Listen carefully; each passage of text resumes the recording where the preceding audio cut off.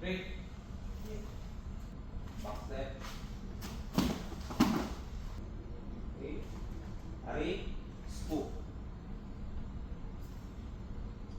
Step. Scoop. Ari. Grab. Back step. Ready. One, five, and then six. With the lock. Five, and then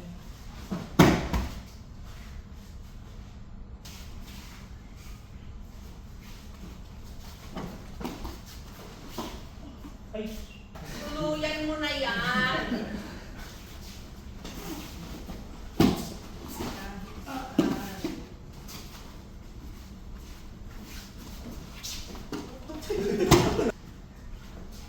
Tama na yan.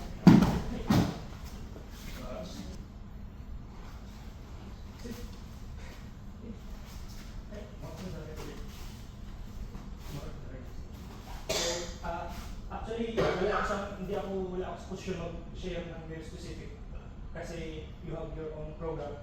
But ang nasa-share ko lang is that kailangan nyo tandaan sa dalawang paraan lang sa paggalaw sa UP nyo. So, kung notice nyo, meron kayong yung tinatawag na palabas, daishi, at saka paloob, mawash. Okay? Lahat ng techniques doon na ikot, ikyo, lahat ko sa iwasan dito kung nagaling, kahit iring nalagay nyo dito dalaan. Lahat naman, daishi, palabas, nandun yung kotegaishi, yonagi, etc. So, ang kagandahan, pag dalawang kamay humawak sa inyo, ibig sabihin, dalawang opportunity nyo mag-apply ng techniques. So, instead na mag-collecta kayo ng techniques, kadami-dami mga aalalahanin, try nyo mag-establish ng universal na entrada, na entry, para ma-apply lahat. So, sa case na ito, Morotodori, notice nyo, dalawang klaseng hawak ang nakagalaw dito. Katakidori, at saka yung kursadori niya. So, importante magtandaan nyo kahit na under stress kayo. So, kung Morotodori, ibig sabihin, dalawang kamay ang yung opportunity to perform the technique. That ibig sabihin, lahat ng techniques doon sa kursadori, pwede nyo i-apply na. So,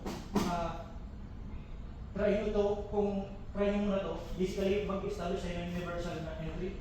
Papasok ako kasi hindi ko to makakayanan. So, kailangan ko ngayon na i-centralize ito, papasok ko. And then, pangat. So, notice nyo may dalawang kamay ngayon, dalawa ngayon ang nagawa kong form. Yun yung sa salamin. Oo, so, Para makita niyo siya. dito. So, Hindi nakita. ito, yung sinasabi ni Sensei na huwag nyo pahawakin, kung nagawa nyo mas maganda, pag nagawa nyo pahawakin, delikado na yun. Pero pagka, in case kailangan nyo practice yung hawak, imbis na labanan nyo to, dyan lang yan, tapos pasok kayo ito ngayon. Bahala kayo, pwede kayo makatayo, wala problema. Yung principle lang ang sinishare ko, lagay nyo para mag-centralize kayo. And then, aware na kayo lahat sa movement na centered movement. So para kayo nagbibit-bit ng upuan, notice nyo na ako, bit-bit ko sa gitna, siya, binibit-bit niya sa malayo. So, kinuha ko ngayon yung advantage. Ako ngayon bumibit-bit ng mabigat sa center ko. Ang bit-bit niya ngayon doon sa malayo, so lugit siya. So yun, pupuntahin mo muna doon. Universal yun. And then, angat niya up para mag-create kayo ng dalawang opportunity. Mawash, daishi, mawash.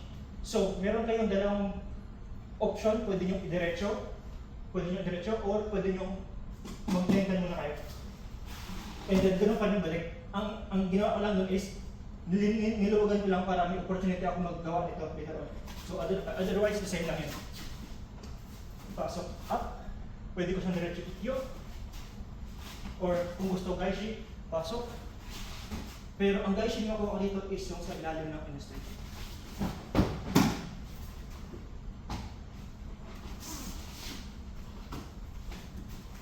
Center up.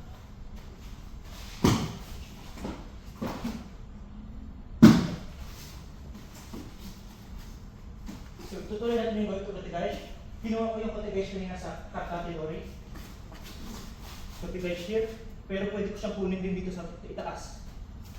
So, So again, up, down. Pero imbes na ituloy ito pasaka, bababa ako to. And then notice nyo, yung ginawa at kanina is the same. Except na kahit hindi ko bitawan, mag-feed yung technique.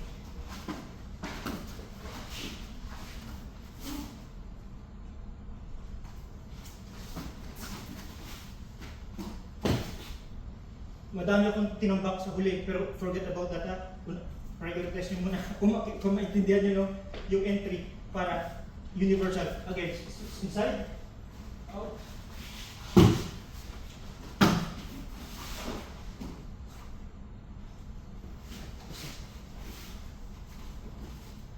Inside, out.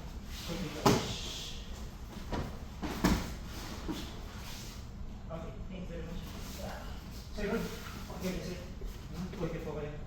Then, same entry yung kanina. And then, pasok, sorry. Hindi ko bababa, sorry. Up. And then, notice nyo, kanganga na to. So, imbes na maggagawa akong iba, kutigash pa din. Kabilang, katatorin, kutigash.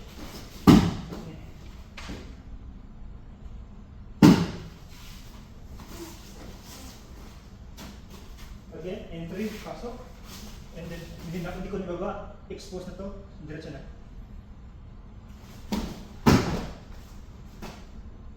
Oh! Yes! Ay, sige.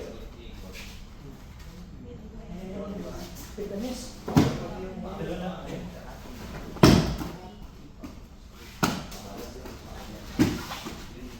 Yes! Uwi na kami sa IKEA.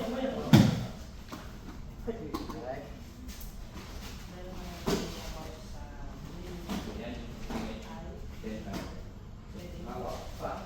Back step. Okay. Whereas kung pintan, from here, bakit? Mag-balance, mag-touch.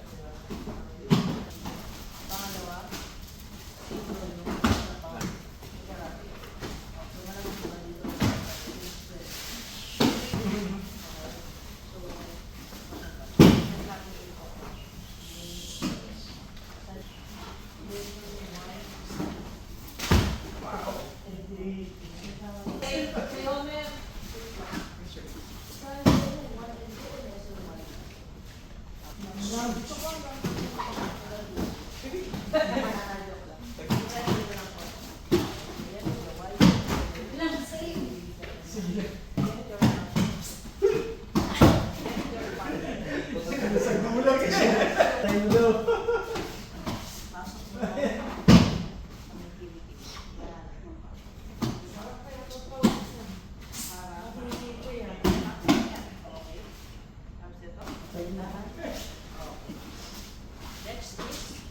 Oops! Sige. Sorry.